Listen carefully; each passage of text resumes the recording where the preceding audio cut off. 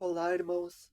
Eu venho falar sobre uma palavra do Senhor aqui, que Deus me colocou no coração para explicar, que se encontra na Epístola de Paulo aos Romanos, a partir do capítulo 6, do versículo 1 ao versículo 23. É todo o capítulo. E no título diz: A graça não nos deixa permanecer no pecado, antes nos livra do poder do pecado. E a palavra diz: Que diremos, pois? Permaneceremos no pecado para que a graça seja mais abundante? De modo nenhum. Nós que estamos mortos para o pecado, como viveremos ainda nele? Ou não sabeis que todos quantos fomos batizados em Jesus Cristo, fomos batizados na sua morte? De sorte que fomos sepultados com ele, pelo batismo na morte, para que, como Cristo ressuscitou dos mortos para a glória do Pai, assim andemos nós também em novidade de vida. Porque, se formos plantados juntamente com ele na semelhança da sua morte, também o seremos na da sua ressurreição, sabendo isto, que o nosso velho homem foi com ele crucificado, para que o corpo do pecado seja desfeito, a fim de que não sirvamos mais ao pecado, porque aquele que está morto está justificado do pecado. Ora, se já morremos com Cristo, cremos que também com ele viveremos, sabendo que, havendo Cristo ressuscitado dos mortos, já não morre, a morte não terá mais domínio sobre ele. Pois, quanto a ter morrido, de uma vez morreu para o pecado, mas quanto a viver, vive para Deus. Assim também considerai-vos como mortos para o pecado, mas vivos para Deus, em Cristo Jesus, nosso Senhor.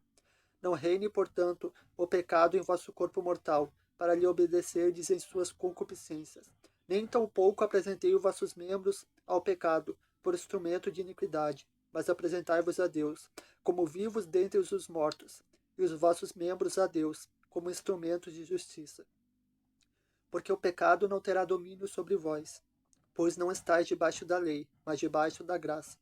Pois que pecaremos porque não estamos debaixo da lei, mas debaixo da graça? De modo nenhum.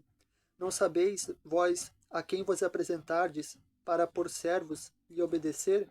Sois servos daquele a quem obedeceis, ou do pecado para a morte, ou da obediência para a justiça? Mas graças a Deus, que tendo sido servos do pecado, obedeceste de coração à forma de doutrina que fostes entregues. E libertados do pecado, fostes feitos servos da justiça. Falo como homem, pela fraqueza da vossa carne. Pois que, assim como apresentastes os vossos membros para servirem a imundícia e a maldade para a maldade, assim apresentai agora os vossos membros para servirem à justiça para a santificação. Porque quando éreis servos do pecado, estáveis livres da justiça. E que fruto tinhais, então, das coisas que agora vos envergonhais? Porque o fim delas é a morte. Mas agora, libertados do pecado e feitos servos de Deus, tendes o vosso fruto para a santificação e, por fim, a vida eterna. Porque o salário do pecado é a morte, mas o dom gratuito de Deus é a vida eterna, por Cristo Jesus, nosso Senhor. Então, a palavra de Deus aqui vai nos dizer que quando nós aceitamos Jesus, antes, primeiramente antes de aceitarmos Jesus, nós andávamos numa vida de pecado, nós andávamos numa vida de qualquer jeito, numa vida de qualquer maneira, uma vida que não agradava a Deus, uma vida de pecado.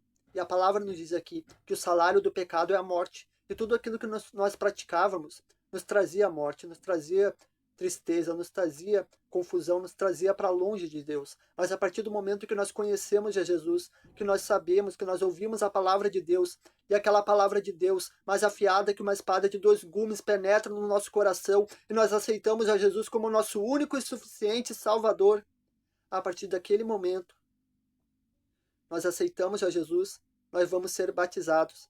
Jesus disse: Eu digo, vos que é necessário nascer de novo. E ele diz aqui em João, vamos ler, João 3,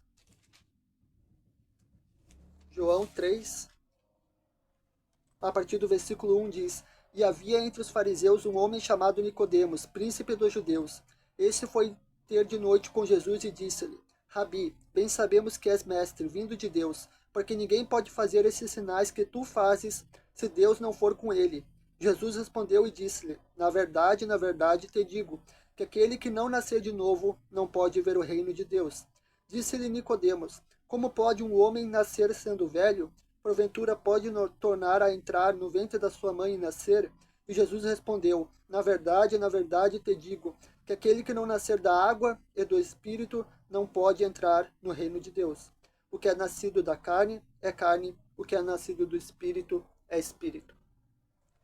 A partir do momento que nós aceitamos Jesus, nós somos batizados na água. Naquele momento que nós afundamos, nós estamos crucificando, nós estamos mortificando a nossa velha natureza, o nosso velho eu.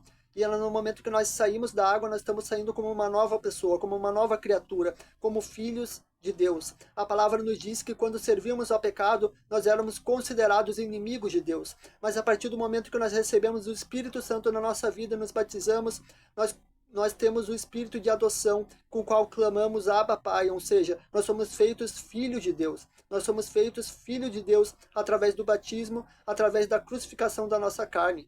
Jesus disse: quem quer vir após mim, negue-se a si mesmo, tome a sua cruz e siga-me. Nós devemos negar o nosso eu. Primeiramente, quando nós nos batizamos, nós estamos dizendo: eu nego o meu pecado, eu nego todas a vida de imundícia, eu nego todos os pecados, eu não quero mais viver uma vida de pecado, eu não quero mais viver, porque eu aceito a Jesus como o meu único e suficiente Salvador da minha vida. E a partir do momento que você aceita a Jesus como o seu único e suficiente Salvador da sua vida, a sua vida tem uma transformação. Se você mentia, você não vai mentir mais. Se você roubava, você não vai roubar mais, porque Deus é quem faz a mudança. A palavra diz: se o Filho vos libertar, verdadeiramente sereis livres. Na palavra diz que a palavra é que nos liberta. Jesus diz: vós já estáis limpos pela palavra que vos tenho falado. É a palavra que nos limpa. É a palavra de Deus. E a partir do momento que a palavra entrou no nosso coração, ela nos limpou. A partir do momento que ela entrou no nosso coração, ela gerou fé em nós. Nós cremos em Jesus e aceitamos Ele como nosso único e suficiente Salvador. Ou seja, a partir deste momento, nós morremos para o mundo e vivemos para Deus. A partir deste momento, nós morremos para as obras do mundo, para o pecado, e nós vivemos para a obra de Deus. Então aqui, em Romanos, continua dizendo: pois quanto a ter morrido, de uma vez morreu para o pecado, mas quanto a viver, vive para Deus. Assim vós considerai-vos mortos para o pecado, mas vivos para Deus. E aqui é muito importante: não reine, portanto, o pecado em vosso corpo mortal, para lhe obedecerdes em suas concupiscências. Nem tampouco apresentei os vossos membros ao pecado por instrumentos de iniquidade, mas apresentai-vos os vossos membros como vivos dentre os mortos, e os vossos membros a Deus como instrumentos de justiça. Ou seja, se você usava a sua boca para mentir, para contar falsos testemunhos, para falar mal das pessoas, você não vai mais falar mal. Você vai falar bênção, você vai profetizar bênção, você vai falar bênção, você vai falar de Jesus, você vai usar a sua vida, você vai usar o seu corpo, você vai gastar a sua energia para a obra de Deus. Se você dedicava 1 hora, 2 horas, 3 horas, quem sabe jogando futebol lá com seus amigos, bebendo cerveja, agora você vai fazer diferente. Você vai dobrar os seus joelhos, vai orar 1, vai orar 2 horas, vai jejuar, vai clamar a Deus, vai pedir para que Deus te use com graça, com sabedoria para salvar vidas que também precisam ouvir. Você vai começar a dedicar tempo para Deus, vai tirar tempo que era tempo seu para dar tempo para Deus, porque a palavra diz: buscar em primeiro lugar o reino de Deus e a sua justiça, e as demais coisas você serão acrescentadas,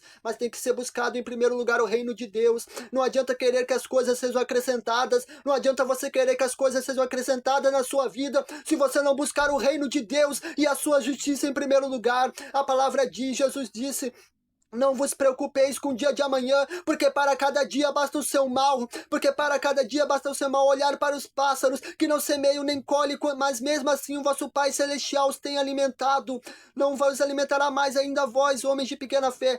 Deus é quem te alimenta, Deus é quem te guarda. Não se preocupe com o dia de amanhã, porque para cada dia basta o seu mal, mas se preocupe com o reino de Deus, se preocupe com a justiça de Deus, porque o resto Deus vai prover na sua vida. Se preocupe com Deus, se preocupe com a obra dele, se preocupe em pregar a palavra dele, porque a partir do momento que nós somos crucificados com Cristo, nós morremos para o mundo, mas vivemos para a obra de Deus. E Jesus disse: ide por todo o mundo e pregai o evangelho, batizando as vidas em nome do Pai, do Filho e do Espírito Santo, e todo aquele que crer será salvo, e o que não crer será condenado. Eis que vos dou autoridade para pôr a mão sobre os enfermos e eles serão curados, para expulsar os demônios em meu nome, para pôr a mão sobre vibras e sobre tomar venenos mortíferos não lhe fará dano algum. Mas você tem que crer que essa autoridade, esse ide, está sobre a sua vida. A palavra diz: muitos são chamados, mas poucos são os escolhidos. E você é escolhido de Deus. Você é escolhido do Senhor.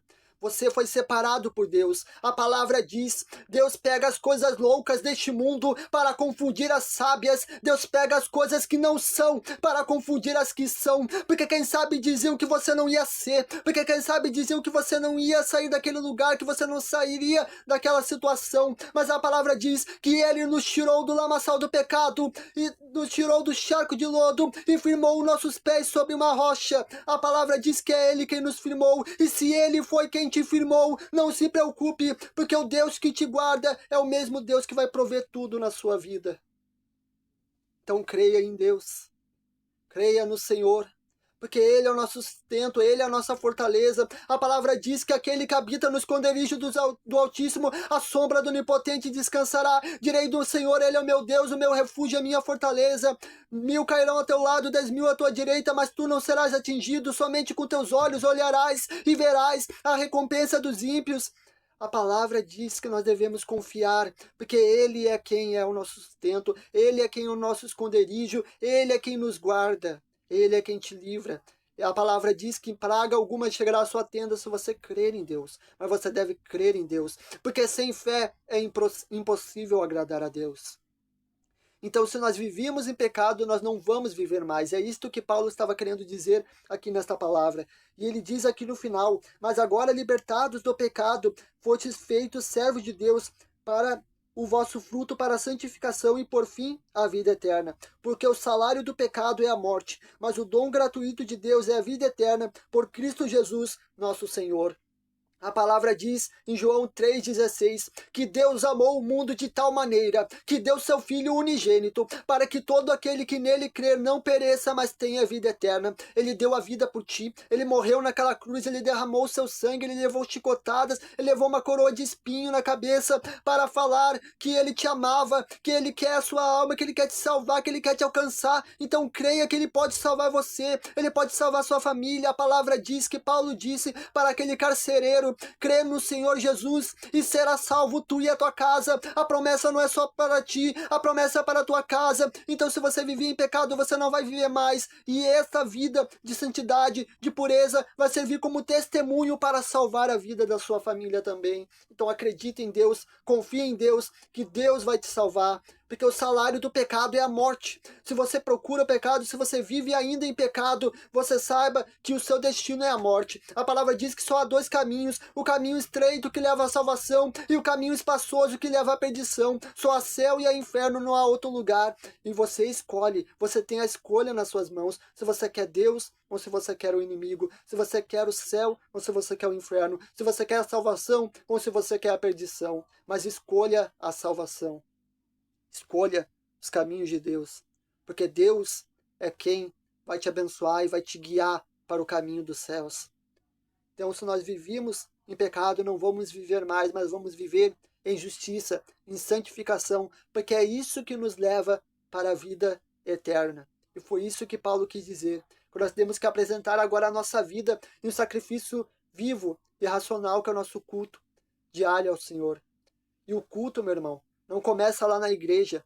O culto não começa você chegando lá na igreja. Não, o culto começa em casa. Começa de manhã você dobrando o seu joelho, orando e agradecendo pelo seu dia, entregando o seu dia na mão do Senhor. Começa naquele momento de tarde que você vai dobrar o seu joelho para orar. Começa antes do culto, você se preparando para ir para o culto, orando, quem sabe louvando a Deus. Quando você está lavando a louça, quem sabe louvando a Deus, adorando a Deus, sentindo a presença de Deus. O culto começa na sua casa, porque Deus não quer apenas que você seja crente na igreja. Deus não quer que você seja apenas crente da porta da igreja para dentro, mas Deus quer que você seja crente na rua, na escola, escola, no trabalho, para que vidas venham a ser impactadas e salvas através do teu bom exemplo de cristão.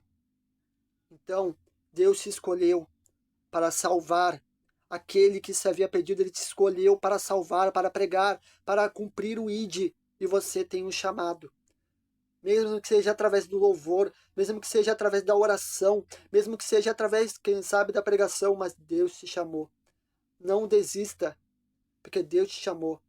Não viva no pecado, e se você vive no pecado, deixe, porque ele só traz a morte. Mas o dom gratuito de Deus é a vida eterna. E ele tem a vida eterna hoje para o teu coração.